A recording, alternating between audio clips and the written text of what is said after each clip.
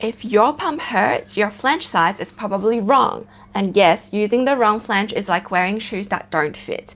You wouldn't go hiking wearing heels, right? So let's make sure your nipples don't have to either. How important is using the right flange size? I'd say it's as important as wearing the right size shoes. If you're a really healthy person with no bodily aches and only do running on occasions, maybe you can wear wrongly sized shoes with not too much discomfort. However, if you do a lot of walking every day, you need supportive and comfortable shoes that are properly fitted. The same goes for your breast pumps and flange sizes. If you're only expressing on special occasions, you already have a well-established supply with your breastfeeding, you can probably get away with an incorrectly sized flange with no significant harm. However, if you're experiencing a low supply and you've been expressing a lot trying to ramp up your supply, or if you already experience breast or nipple pain, it's extremely important to find the right flange size for you. Whether you're using a suitable flange or not can directly affect your comfort or discomfort, your degree of nipple damage, and the amount of milk you're expressing out, hence affecting your overall milk production. Welcome to Lactation with Amy. I'm a lactation consultant, nurse, and midwife, and I share videos to new parents about self-care, baby care, feeding, and sleeping, and much more. If this is your first time here, welcome. Most flanges come with a 24mm flange as the default, labeled as medium. But guess what? The average nipple size is actually 17mm. They often have 3 sizes available from 20 to 21, 24 as medium, and 27mm as large, and sometimes 30mm as extra large. The mismatch between the flange sizes available on the market and your actual nipple size could be costing you your comfort and milk. Let me show you how to fix that. A study released just last year by Lisa Anders, Jeanette Frem, and Thomas McCoy compared comfort and milk yield between using smaller fitted and standard fit flanges. Traditionally, it was hypothesized that flanges that are too small would compress your milk ducts and limit the flow of milk coming out. But with this study, they have shown that when small size fitting flanges were used, participants had significantly more milk removal and increased comfort. Most people in the study had nipple sizes between 10mm and 22mm. The average nipple size was 17mm. The most comfortable size used by participants in the study in terms of their pumping equipment were 15mm and 17mm. So what do we do if we need smaller sizes than what the pumping companies sell? Keep watching this video. We're going to go through how to correctly size for suitable flanges and where to get them in Australia. Number 1, we're going to measure your nipples. We need to know the difference between your nipple and your areola. This is your nipple, the part sticking out, and the darker part outside your nipple between your nipple and your breast. This is your areola. So nipples can have different sizes and areola can have different sizes. Just because your nipple is smaller doesn't mean your areola also has to be smaller. And just because your areola is larger doesn't mean your nipple is going to be larger. When we are measuring for the correct flange sizes, we're only going to measure your nipple and not the areola. So to measure your nipple, you're going to need a measuring tape or a ruler or something like this. And we're going to measure the diameter of the tip of your nipple. So it doesn't really matter which equipment you have, you just need to be able to measure the diameter. We're going to measure your left nipple and your right nipple separately because your breasts are sisters and not twins. We're going to put the tape measure here and measure the tip of the nipple.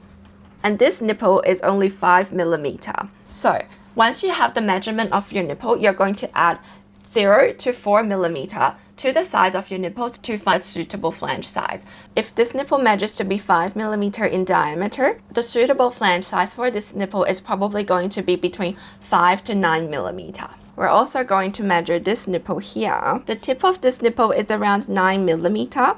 So a suitable flange size for this nipple is probably going to be between 9mm and 13mm. If your nipples are inverted, meaning they sit inside of your skin, a lot harder for them to be extended and erect, you can try to stimulate putting your fingers next to your nipple and rolling your areola carefully to make sure that we're not causing pain. And sometimes it can just make your nipple a little bit more erect, easier for you to measure. If your nipples are fully inverted, you might need to measure the outside of the areola around where the band of the nipple is. Now that we know the sizes of your nipple and we found some potential suitable flange sizes, With these sizes or inserts, we're going to test them using a pump for 10 to 15 minutes on a comfortable setting only. You don't get more milk out if your suction power is higher, and you get more milk out if the suction power is comfortable. So you're going to observe your nipples throughout the pumping process. It's a lot easier for you to be able to see and center your nipple when you're using a non-wearable pump. You're looking for as little areola as possible moving into the flanges with suction. However, you don't want consistent rubbing of your nipple creating friction with the flange and causing too much blanching. The reason we don't want a lot of the areola going into the nipple is that your areola is more like your normal skin, and your nipple is actually designed to stretch 2 to 3 times when you're breastfeeding. So your nipple itself is an erectile tissue, whereas your areola is more like normal skin with a different color. So now imagine I'm doing this to my normal skin 15 minutes at a time, 8 times a day. That's really going to cause a lot of discomfort, and getting too much of the areola inside the pump has shown to not make a lot of difference when you're expressing. It is also recommended to try 2 or 3 sizes because different breast pump models, suction power, stages of lactation, and different nipple shapes can affect the result. We want to pick the flange size based on comfort, the amount of milk expressed, and also how your nipple looks after expressing, but most importantly, comfort. It's normal for your nipple to look longer, more extended after you express, but you don't want the nipple to be severely swollen, misshapen, and you don't want to see a ring where the flange goes between your nipple and your areola, or you don't want to see a lot of funneling shape. Your breast should feel a little bit softer after you express if the pump has created sufficient milk flow. Currently in Australia, My Mum on Amazon has been the website commonly recommended by lactation consultants due to its large range of flange sizing and suitability for different pump models and brands. They currently sell flanges that fit into Spectra, Medela, Event, Freemi, and LV. In addition to the common hard plastic flanges, they also have inserts that look something like this, are silicone things that usually fit into 24mm flanges, known as the medium size. It's surprisingly not too much cheaper than hard flanges. If there is a hard plastic flange for your size available for your breast pump model, I would recommend you to just buy the hard flange because it's one less thing for you to bring with you and wash. The inserts are more suitable for wearable pumps because it's harder to replace the entire wearable shield for these breast pump models. This is an example of a wearable pump here. So the inserts are more likely to fit nicely into these wearable pumps, whereas it's harder for you to buy this whole thing for different types of wearable pump models externally. Key tips. If your nipple is very stretchy that is hitting the bottom of the flange and causing discomfort, you can look into different shaped flanges to increase comfort. Some flanges have a longer tunnel available for your nipple to compensate for this stretch so that your nipple isn't hitting the bottom of the pumping mechanism. If you're still getting discomfort despite finding a suitable flange size, try turning the suction power lower or rubbing some organic vegetable or coconut oil on the inside of the flange. A lot of women will use, say, the 24mm flanges and experience some pain. And you know, the areola hurts, the nipple hurts, everywhere is uncomfortable.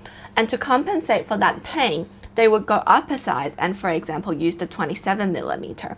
What that's actually doing, when you use a size too big for you, the entire circle outside your nipple is hurting from friction and rubbing into the flange. And then when you go up a size, what's happening is that instead of this part of your skin hurting, this part is being tunneled into the flange. Now, that's very comfortable to begin with because that part of your skin is nice and fresh. It hasn't been damaged. But if you're using the 27mm for another day, then this whole area will be painful. So now instead of just your nipple and your inner circle of your areola being uncomfortable, your nipple, your inner circle, and this outer part of your areola are all going to be uncomfortable. And that's not going to be sustainable and is not going to really help us with our pumping journey. So most of the time, unless your nipple is rubbing on the entire edge of the pump all the time, you want to go down a size and not go up a size.